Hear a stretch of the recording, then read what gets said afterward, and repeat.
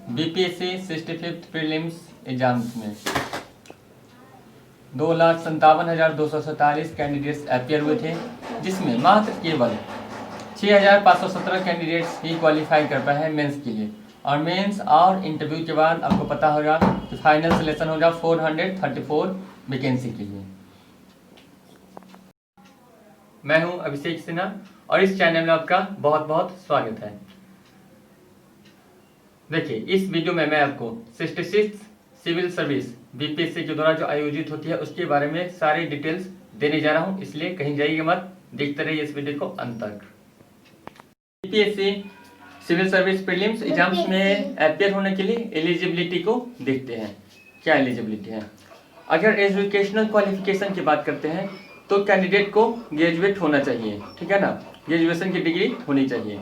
और अगर एज की बात करते हैं, एज लिमिटेशन की बात करते हैं, तो जनरल कैटेगरी में पुरुषों के लिए मैक्सिमम एज जो निर्धारित की गई है वो है जनरल कैटेगरी में 37 ईयर्स पुरुषों के लिए, ठीक है। और महिलाओं के लिए मैक्सिमम एज है 40 ईयर्स, ठीक है। और ओबीसी के लिए भी 40 ईयर्स एज है मैक्सिमम एज। और एससी और एसटी को विशेष छूट दिया गया है और उनके लिए 2 वर्ष और बढ़ा दिया गया है, यानी उनके लिए अधिकतम एज जो एज है ना, मैक्सिमम एज जो है वो है 42 ईयर्स। किसी भी एग्जाम्स को क्वालिफाई करने के लिए जो मेन फैक्टर्स होता है वो होता है सिलेबस। पढ़ते तो सारे स्टूडेंट्स हैं, लेकिन उनमें से कुछ फर्स्ट अटेम्प्ट में ही निकाल लेते हैं, क्वालिफाई कर लेते हैं एग्जाम्स को, कुछ सेकेंड अटेम्प्ट में, और कुछ को 5 अटेम्प्ट में लग जाता है, कुछ का हो ही नहीं पाता, वो डिस्करेज हो जाते हैं। जब डिसक्वालीफाई करते हैं एग्जाम्स तो उनके मन में जो है डिस्करेज की भावना आती है, निरुत्साह हो जाते हैं वो, है ना।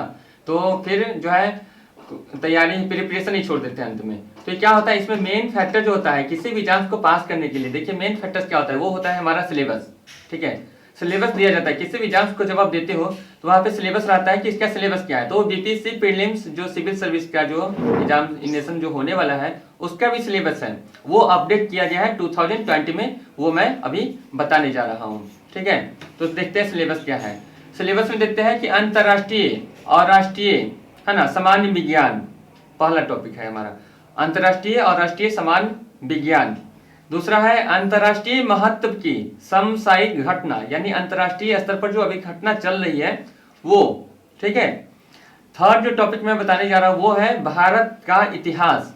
आप बिहार के एग्जाम्स दे रहे हो, पीसीएस, है ना, पब्लिक सिविल सर्विस, तो बिहार का जो भी एग्जामिनेशन होता है उसमें बिहार से रिलेटेड क्वेश्चन पूछे जाते हैं, ये आप याद रखिएगा। कोई भी एग्जामिनेशन होता हो तो उसमें बिहार से रिलेटेड क्वेश्चन पूछे जाते हैं, और ये रूल अप्लाई होती है सिविल सर्विस पे भी, बीपीएससी पर भी।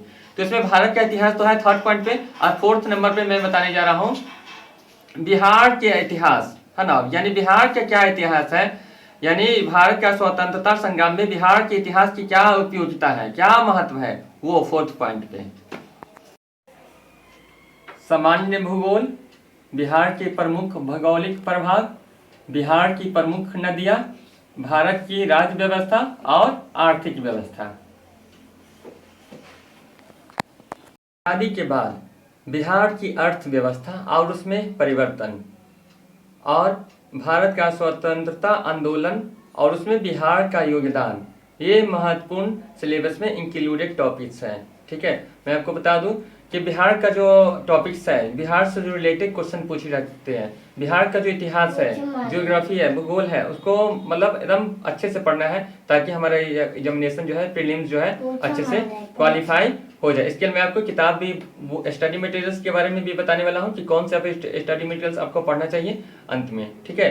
अब एग्जामिनेशन की बात आती है, ठीक है, एग्जामिनेशन का पैटर्न क्या होता है। देखिए, अगर प्रीवियस एग्जाम्स की बात करते हैं तो ये एग्जामिनेशन जो है टोटल मार्क्स जो होता है इसका 150 मार्क्स का होता है, ठीक है। टोटल मार्क्स कितने का होता है? 150। अगर इसमें 110 अगर आ जाए जनरल कैटेगरी में तो आपका सिलेक्शन लगभग श्योर हो जाता है, ठीक है।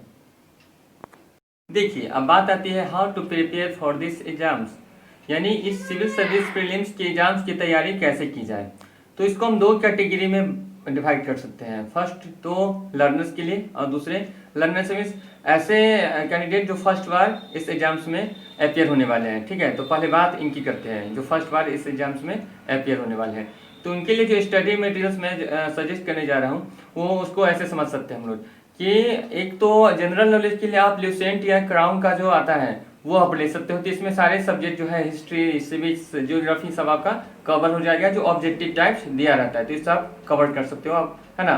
प्रिपरेशन आपका इससे हो जाएगा। और बिहार बीपीएससी एग्जाम्स में या बिहार के कोई भी एग्जाम्स होता है तो उसमें बिहार से रिलेटेड क्वेश्चंस पूछे जाते हैं। तो उसके स्टडी के लिए, मतलब उसको पढ़ने के लिए जो है एक स्पेशल बुक की आपको जरूरत पड़ेगी। तो उसके लिए मैं आपको सजेस्ट करने वाला हूँ, इम्तियाज अहमद की बुक आती है बिहार एक परिचय, ठीक है, वो आपको परचेज करना है। देखिए बिहार एक परिचय जो इम्तियाज अहमद के द्वारा लिखी गई है, इनमें भी दो तरह के आते हैं। एक तो आता है डिस्क्रिप्टिव टाइप जो मेंस एग्जाम के लिए बहुत ही अच्छे माने जाते हैं, और दूसरे आते हैं ऑब्जेक्टिव टाइप्स। तो आप जब जाएंगे बुक परचेज करने तो आपको परचेज करना है ऑब्जेक्टिव टाइप का बिहार एक परिचय इम्तियाज अहमद के द्वारा लिखा हुआ बुक, ठीक है। और तीसरी आती है करेंट अफेयर्स। करेंट अफेयर्स कैसे आप तैयारी कर सकते हो, ठीक है। तो इसके लिए आपको प्रतियोगिता दर्पण की जो मंथली आती है वो आप परचेज कर लीजिए और उससे जो है डेली आप तैयारी कर सकते हैं, ठीक है। तो इस तरह से आप हम लोग देखें कि लर्नर्स किस तरह से जो है बीपीएससी प्रीलिम्स की तैयारी कर सकते हैं। अब दूसरे कैटेगरी की बात करते हैं, जो लर्नर्स जो कैंडिडेट पहले से तैयारी करते आ रहे हैं, जिनका ये सेकंड अटेम्प्ट होगा, थर्ड अटेम्प्ट होगा, वो कैसे तैयारी करें। देखिए वे तो एक्चुअली उनके पास बेसिक नॉलेज होगा ही, ठीक है। अगर आप एग्जाम्स में क्वालिफाई नहीं कर पा रहे हो तो इसका मतलब ये हुआ कि कहीं ना कहीं आप सिलेबस कवर नहीं कर पा रहे हो, इसलिए मैंने सिलेबस आपको शुरू में ही बता दिया है, ठीक है।